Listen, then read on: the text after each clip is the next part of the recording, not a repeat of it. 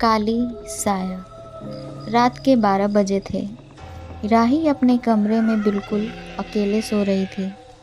बाहर बहुत तेज बारिश हो रही थी। बारिश के साथ साथ बिजली भी कड़क रही थी।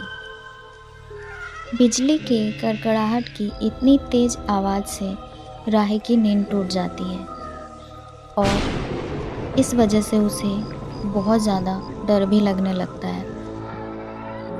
फिर राही ने खुद को समझाते हुए एक बार फिर सोने की कोशिश की। जैसे ही उसने आंखें बंद की, उसे लगा जैसे कोई दरवाज़ा खटखटा रहा है।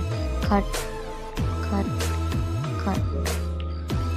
उसने खुद को समझाते हुए कहा, राही रिलैक्स हो जा, ऐसा कुछ नहीं है। हो सकता है बाहर बारिश हो रही हो, इसीलिए तेज़ हवा से ऐसा तुझे लग रहा हो कि दरवाजे पर कोई है। ओके, सोने की कोशिश कर। लेकिन कुछ मिनट बाद दरवाज़ा खटखटाने की आवाज़ और तेज हो गई। राही डरते डरते दरवाजे तक पहुंची, लेकिन वहाँ कोई नहीं था। फिर राही डरते डरते कांपते हुए दरवाज़ा बंद करने लगी।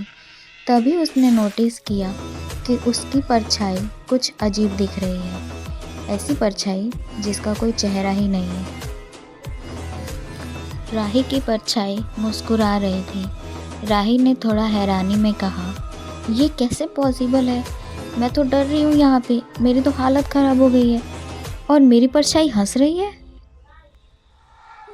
इतना बोलते ही वो थोड़ा और डरने लगती है। अगले ही पल वह मुस्कुराहट हंसी में बदल गई।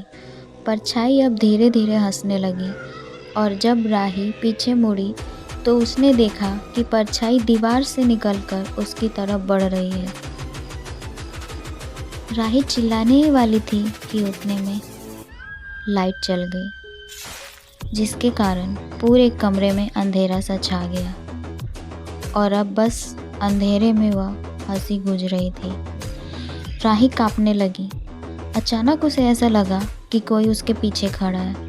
धीरे धीरे उसने पीछे मुड़कर देखा, जिसका कोई चेहरा ही नहीं है, बस एक काली साया जो बिल्कुल हूबहू इंसान जैसी दिखती है।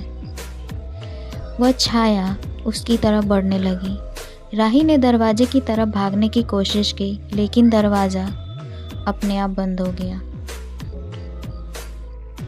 साया राही के पास आकर बोली, ये घर मेरा है और तू? इससे पहले कि राही कुछ कर पाती, छाया ने उसकी गर्दन पकड़ ली। अगली सुबह पड़ोसियों ने दरवाज़ा तोड़कर देखा तो कमरा खाली था।